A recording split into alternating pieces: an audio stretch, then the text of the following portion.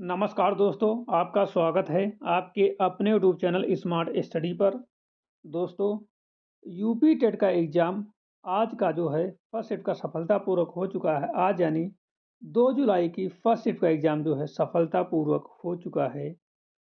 तो UP TET का exam जिन बच्चों के 2 जुलाई की सेकेंड शिफ्ट को है, उनके लिए यह क्लास बहुत ही ज़्यादा महत्वपूर्ण है, क्योंकि उन सभी को जानना होता है कि पेपर का लेवल क्या है और जो क्वेश्चन पूछे जा रहे हैं, किस टॉपिक से ज़्यादा क्वेश्चन पूछे जा रहे हैं। ये जो है सेकंड शिफ्ट वाले बच्चों को जानना होता है और फर्स्ट शिफ्ट वालों को पता नहीं होता है, केवल सिलेबस पता होता है, ठीक है। तो जो बच्चे पेपर देकर आए हैं, वो भी इस क्लास को पूरा अंत तक जरूर देखेंगे। और जिन बच्चों का पेपर सेकंड शिफ्ट में है या फिर कल है या परसों, तो वो सभी बच्चे जो है इस क्लास को अंत तक पूरा ज़रूर देखें, ठीक है। इससे आप लोगों को एक एग्ज़ाम का पैटर्न, एग्ज़ाम का लेवल पता चल जाएगा कि किस प्रकार से क्वेश्चन पूछे जा रहे हैं, किस टॉपिक से क्वेश्चन पूछे जा रहे हैं, कितने टफ क्वेश्चन पूछे जा रहे हैं, कितने ईजी क्वेश्चन पूछे जा रहे हैं। ये सब कुछ जो है आपको पता चल जाएगा। तो बिना टाइम वेस्ट किए आज की क्लास को हम स्टार्ट करेंगे। उससे पहले जो लोग स्मार्ट स्टडी यूट्यूब चैनल पर नए हैं और चैनल को अभी तक सब्सक्राइब नहीं करे हैं, तो सभी लोग चैनल को सब्सक्राइब कर लो, बेल आइकन को प्रेस कर लो, ताकि आने वाली वीडियो का नोटिफिकेशन सबसे पहले आप लोगों के पास पहुंच सके, ठीक है। और जो लोग अभी तक हमारे ऑफिशियल टेलीग्राम चैनल को ज्वाइन नहीं करे हैं, तो आप लोग सभी लोग जो है टेलीग्राम चैनल को ज़रूर ज्वाइन करो। टेलीग्राम चैनल की लिंक जो है टेलीग्राम चैनल की लिंक जो है आपको डिस्क्रिप्शन बॉक्स में मिल जाएगी, वहाँ पर क्लिक करके आप लोग ज़रूर ज्वाइन होना। और आप लोग टेलीग्राम चैनल पर क्वेश्चन पेपर भी ज़रूर शेयर करना। आप लोग पूरा क्वेश्चन पेपर शेयर करना, ताकि जो है हम आपको सही सही सॉल्यूशन प्रोवाइड कर सकें और जो है एक भी क्वेश्चन जो है गलत ना कराएं। मतलब जो जो क्वेश्चन पूछे गए हैं वही वही क्वेश्चन हम कराएं, उनका ही सॉल्यूशन कराएं। तो आप लोग रियल क्वेश्चन भेजना, कोई भी बच्चा गलत पेपर नहीं भेजेगा। जो बच्चे पेपर देकर आए हैं आज के फर्स्ट शिफ्ट में, वो भी पेपर भेज सकते हैं, और जो सेकेंड शिफ्ट में एग्जाम देंगे वो भी जो है पूरा पेपर सही सही भेजना, ठीक है। इस क्लास में जो है हम आपको 50 क्वेश्चन यूपी टेट पेपर के कराने वाले हैं, ठीक है। बाकी आप लोग पेपर भेजिए, तो हम आप लोगों को पूरा पेपर जो है सोल्यूशन करा देंगे, ठीक है। आपके पेपर भेजने के बहुत ही कम समय के अंदर जो है हम आपको पूरे पेपर का सॉल्यूशन प्रोवाइड करने की कोशिश करेंगे, लेकिन आप लोग पूरा पेपर अच्छे से भेजना, ठीक है। तो बिना टाइम वेस्ट के आज के पेपर को हम लोग डिस्कस करते हैं। लगभग इस क्लास में हम 50 क्वेश्चन डिस्कस करेंगे, ठीक है, उसका सॉल्यूशन बताएंगे। तो बिना टाइम वेस्ट के क्लास को स्टार्ट करते हैं और पहला क्वेश्चन आ रहा है स्क्रीन पर। पहला क्वेश्चन है कि लियो वाइगोत्स्की के अनुसार समीपस्थ विकास का क्षेत्र जेड पी टी यानी केवल एक स्थिर चरण नहीं है। यदि एक शिक्षक छात्र को स्कैफोल्डिंग यानी कि फाड़ दे रहा है, तो स्कैफोल्डिंग की प्रकृति में क्या बदलाव आना चाहिए जैसे जैसे छात्र की दक्षता बढ़ती है। इतना बड़ा क्वेश्चन पूछा गया था, ठीक है, काफ़ी बड़ा क्वेश्चन था, लेंदी क्वेश्चन था। तो इसका सही जवाब है ऑप्शन नंबर बी।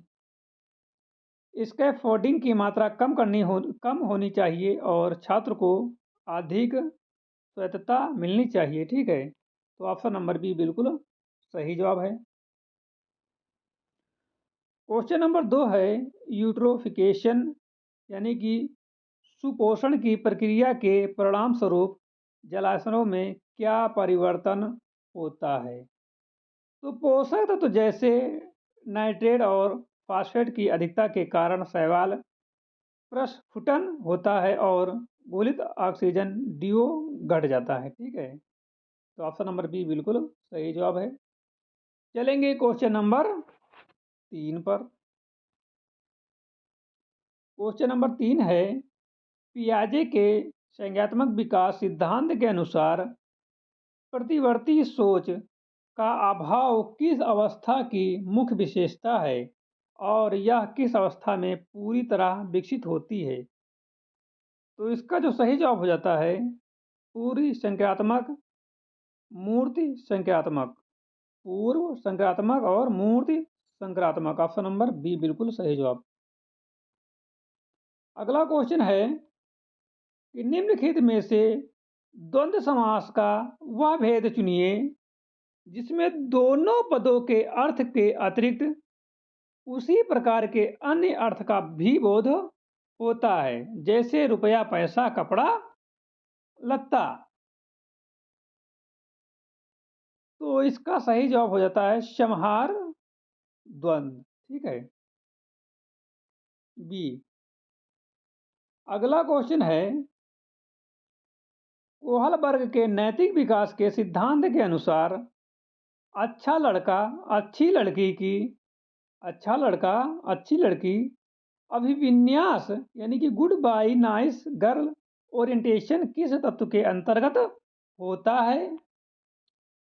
तो इसका सही जवाब हो जाता है पारंपरिक स्तर। ठीक है, option number B, conventional. Question number अगले पे चलेंगे।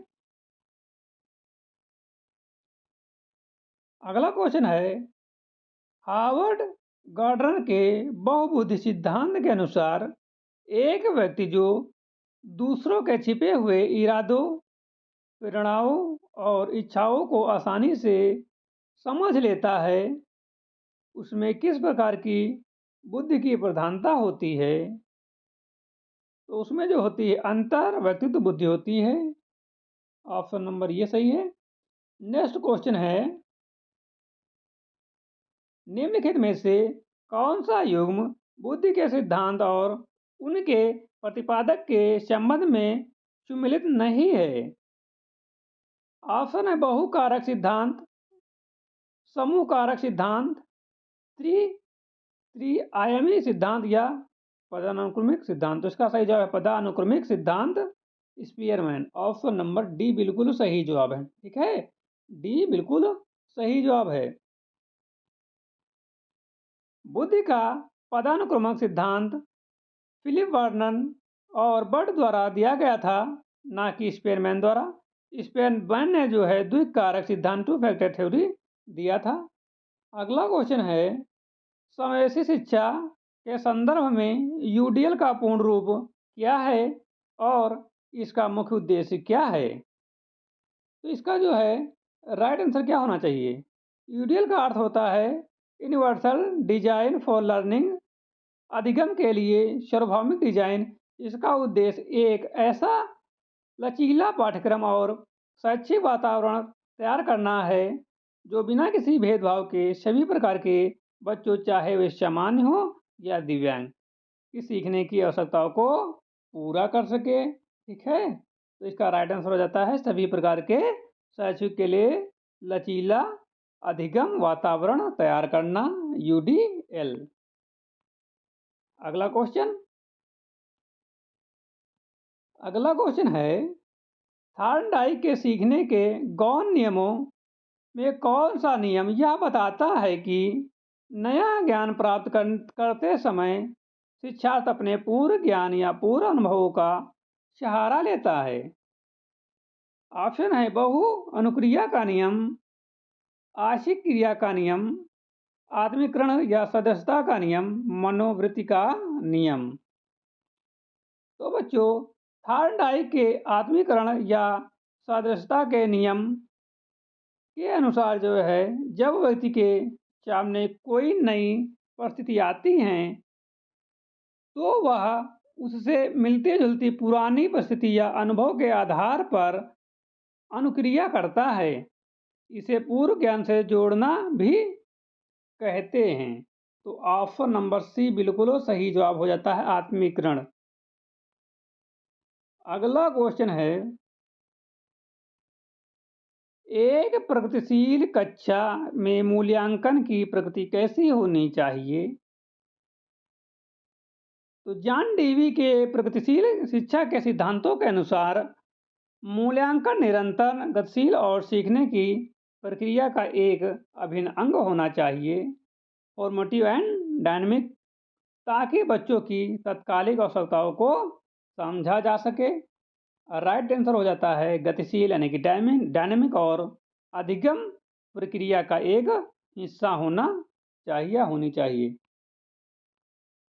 नेक्स्ट क्वेश्चन है, अगला क्वेश्चन है कि सृजनात्मक क्रिएटिविटी के संदर्भ में अपसारी यानी कि चिंतन के 4 प्रमुख तत्व टॉरेंस द्वारा कौन से बताए गए हैं? तो टॉरेंस द्वारा जो 4 तत्व बताए गए हैं क्या हैं? ई पॉल टॉरेंस के अनुसार जो है सृजनात्मक सोच या अपसारी चिंतन के 4 प्रमुख स्तंभ हैं। प्रभाव, तेज से विचार आना यानी कि तेजी से विचार आना, लचीलापन, विविध के विचार, मौलिकता, अनोखे विचार और विस्तरण, विचारों का विस्तार देना। ठीक है। अगला क्वेश्चन, नेक्स्ट क्वेश्चन। क्वेश्चन है डिस्प्रेक्सिया मुख्य रूप से किस प्रकार की विकलांगता या विकार से संबंधित है? तो ये जो संबंधित है ये एक न्यूरोलॉजिकल विकार है जो व्यक्ति के गतिक कौशलों जैसे लिखने, बटन बंद करने, संतुलन बनाने और शारीरिक समन्वय करने की क्षमता को प्रभावित करता है। ठीक है। Option number C is right हो जाता है। गतिक कौशल, मोटर स्किल एंड और समन्वय में कठिनाई। अगला क्वेश्चन है विलियम के संशोधित वर्गीकरण रिवाइज ब्लूम टैक्सोनॉमी 2001 के अनुसार संज्ञात्मक क्षेत्रों का सर्वोच्च स्तर कौन सा है? मूल्यांकन करना, इवैल्यूएटिंग, सृजन करना, क्रिएटिंग, विश्लेषण करना, एनालाइजिंग और अनुप्रयोग करना, अप्लाइंग। तो राइट आंसर हो जाता है मूल्यांकन, इवैल्यूएशन। ठीक है। 2001 में इवैल्यूएशन और थ्रस्टवाल द्वारा किए गए संशोधन में जो है सर्वोच्च स्तर सृजन करना, क्रिएटिंग को माना गया और मूल्यांकन को 5वें स्थान पर रखा गया है। बी बिल्कुल राइट आंसर हो जाता है। अगले क्वेश्चन चलेंगे। बच्चे दुनिया के बारे में अपनी समझ का सृजन स्वयं करते हैं। यह प्रसिद्ध कथन किस मनोवैज्ञानिक का है? तो ये जो कथन हो जाता है ये आपके वैज्ञानिक थे, क्या नाम था उनका? जीन पियाजे। ठीक है। जीन पियाजे का कथन था कि बच्चे को नन्हे वैज्ञानिक मानते हैं जो सक्रिय रूप से ज्ञान का निर्माण स्वयं करते हैं। अगला क्वेश्चन है अभिप्रेरणा का आवश्यकता पदानुक्रमांक सिद्धांत अब्राहम मैक्सवेल द्वारा दिया गया था। इस पदानुक्रम में सबसे अंतिम और सर्वोच्च स्तर की आवश्यकता कौन सी है? तो मैक्सवेल के पिरामिड में 5 स्तर हैं। सबसे निचला स्तर शारीरिक आवश्यकता है जबकि सर्वोच्च या 5वां स्तर आत्म सिद्धि की आवश्यकता है जहाँ व्यक्ति अपनी पूर्ण क्षमता को पहचानता है। ऑप्शन नंबर आत्म सिद्धि की आवश्यकता। अगला क्वेश्चन अधिगम के अंतर्दृष्टि सिद्धांत के संबंध में सुल्तान नामक चिंपैंजी पर प्रयोग किसने किया था? तो ये जो किए थे गेस्टाल्टवादी वैज्ञानिक वेल्फगैंग कोहलर ने जो है कैनरी द्वीपों पर सुल्तान नाम के चिंपैंजी पर केले और बक्से छड़ी की मदद से प्रयोग करके जो है अंतर्दृष्टि या सूझ का सिद्धांत प्रतिपादित किया था। ऑप्शन नंबर बी जो है बच्चों राइट है। अगला क्वेश्चन हो जाता है राष्ट्रीय पाठचर्या रूपरेखा एनसीएफ 2005 के अनुसार एक शिक्षा की भूमिका कैसी होनी चाहिए? तो शिक्षा की भूमिका जो होनी चाहिए वो सुगमता होनी चाहिए। क्या होनी चाहिए? सुगमकर्ता और सिद्धांत दाता होना चाहिए। ठीक है। बी एनसीएफ 2005 स्पष्ट रूप से रेखांकित करता है कि ज्ञान बच्चों द्वारा स्वयं निर्मित किया जाता है, इसलिए शिक्षक की भूमिका एक तानाशाह की नहीं बल्कि सुविधादाता या सुखकर्ता होनी चाहिए जो बच्चों की सीखने के अवसर प्रदान करे। अगला क्वेश्चन है सूक्ष्म शिक्षण चक्र का प्रथम पद कौन सा होता है और भारतीय प्रतिमान के अनुसार इसे पूरे चक्र की कुल अवधि कितनी होती है? तो इसकी जो पूरी अवधि होती है कितनी होती है? 36 मिनट होती है। शिक्षा के 6 और प्रति पृष्ठ की 6, पुनरायोजन की 12, पुनरायोजन की 6 और प्रति पृष्ठ की 6, तो कुल मिलाकर 5 होते हैं। ठीक है। 5 5। ओके, राइट चलेंगे हम। हाँ, तो ऑप्शन नंबर बी हो जाता, ठीक है। पाठ योजना बनाना 36 मिनट, ठीक है। Planning 37 minute. अगला क्वेश्चन है संवेगात्मक बुद्धि, इमोशनल इंटेलिजेंस शब्द का प्रयोग बनाने का श्रेय मुख्य रूप से जो है किसे दिया जाता है, जिन्हें इस पर way it can matter more than IQ पुस्तक लिखी है। तो इसका जो राइट आंसर कौन सा है, सी, ठीक है, सी, डैनियल गोलमैन ने, ठीक है। नेक्स्ट, व्यक्तित्व मापन की प्रासंगिक अंतर्बोध परीक्षण टीएटी जो है विधि का निर्माण किसने किया। तो ये जो किए थे, टीएटी एक प्रक्षेपी प्रोजेक्टिव तकनीक है जिसका विकास 1935 में हेनरी मरे और क्रिस्टीना मॉर्गन द्वारा किया गया था। इसमें कुल 31 कार्ड 30 चित्रों वाले और एक खाली होते थे। बी बिल्कुल सही जवाब, ठीक है, बी बिल्कुल सही जवाब। अगला क्वेश्चन है राष्ट्रीय शिक्षा नीति 2020 NEP 2020 के अनुसार स्कूली शिक्षा का नया ढांचा क्या है। तो ये ढांचा जो था क्या था, 5-4-3-2, 5-3-3-4 कैसा था, 10-2-2-3, ये जो था बच्चों 5-3-3-4 था। अगला क्वेश्चन है प्रयोजनवादी विचारधारा के अनुसार शिक्षा का मुख्य उद्देश्य क्या होना चाहिए। तो इसका जो सही जवाब हो जाता है ऑप्शन नंबर सी हो जाता, बालक को सामाजिक रूप से अनुकूलन और वास्तविक अनुभव के माध्यम से जीने के योग्य बनाना, ठीक है। प्रयोजनवाद जिसके समर्थक जॉन डीवी किल पैट्रिक हैं, ठीक है। अगला क्वेश्चन जैव विविधता के संदर्भ में इन सीटू संरक्षण का उदाहरण निम्नलिखित में से कौन सा नहीं है। राष्ट्रीय उद्यान, वन्यजीव अभ्यारण्य, वनस्पति उद्यान या बायोस्फीयर रिजर्व। तो जैव विविधता का संरक्षण दो प्रकार से होता है, इन सिटू प्राकृतिक आवास के अंदर जैसे राष्ट्रीय उद्यान, और एक्स सिटू बाह्य स्थान प्राकृतिक आवास से बाहर मानव निर्मित स्थान, और वनस्पति उद्यान, चिड़ियाघर और जीन बैंक एक्स सिटू के उदाहरण, ठीक है। ऑप्शन नंबर सी बिल्कुल सही जवाब है। अगला क्वेश्चन है फ्लाई ऐश प्रदूषण किसके कारण होता है और इसमें कौन सी विषैली भारी धातुएं पाई जाती हैं। इसमें क्या पाया जाता है, कोयला। Fly ash thermal power plant में कोयले के जलने से निकलने वाली बारीक राख है।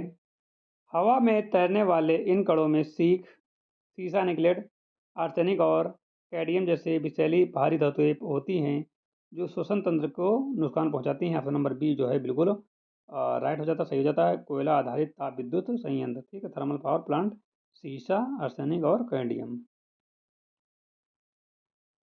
अगला क्वेश्चन है भारत के किस राज्य में लोकटक झील स्थित है जिसे तैरती हुई झील भी कहा जाता है, और यह कौन सा एकमात्र तैरता हुआ राष्ट्रीय उद्यान है। तो मणिपुर कोयला लामजाओ, या असम काजीरंगा, या मेघालय नुकरेक, या मिजोरम डंपा।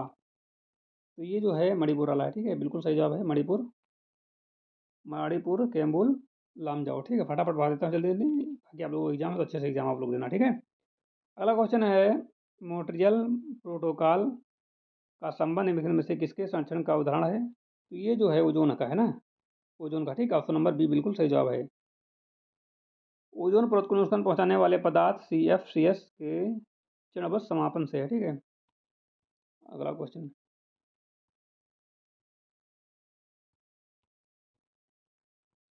अगला क्वेश्चन है पारिस्थितिकी तंत्र में 10% का नियम 10% लॉ किसने प्रतिपादित किया था और यह क्या दर्शाता है। तो रेमंड लिंडमैन, एक पोषी स्तर से अगले पोषी स्तर में ऊर्जा का स्थानांतरण, ऑप्शन नंबर बी बिल्कुल सही जवाब। अगला क्वेश्चन है क्योटो प्रोटोकॉल के तहत मुख्य रूप से कितनी ग्रीन हाउस गैसें को विनियमित करने का लक्ष्य रखा गया है। तो 6, कौन कौन सी। क्योटो प्रोटोकॉल 1947 के साथ 6 प्रमुख ग्रीन हाउस गैसों को शामिल किया गया है, carbon dioxide CO2, methane CH4, nitrous oxide N2O और हाइड्रोकार्बन HFCS और फ्लोरोकार्बन PFCS और सल्फर हेक्सा फ्लोराइड SF6। ठीक है। अगला, निम्नलिखित में से कौन सी नदी राष्ट्रीय जलमार्ग संख्या 1 NW1 का हिस्सा है और यह किन दो स्थानों को जोड़ती है? तो इसका सही जवाब गंगा नदी, प्रयागराज से हल्दिया। ठीक है।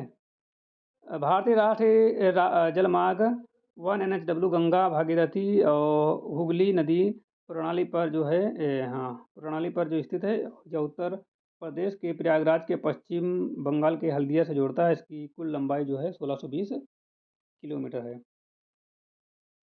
अगला क्वेश्चन है, बैकफुट बीमार पानी में किस तत्व की अत्यधिक सांद्रता या विषाक्तता के कारण होती है? पारा या आर्सेनिक? दैट इज पारा, पाराइज आर्सेनिक हो जाता है। ठीक है, आर्सेनिक हो जाएगा सी। ठीक है, सी बिल्कुल सही जवाब है।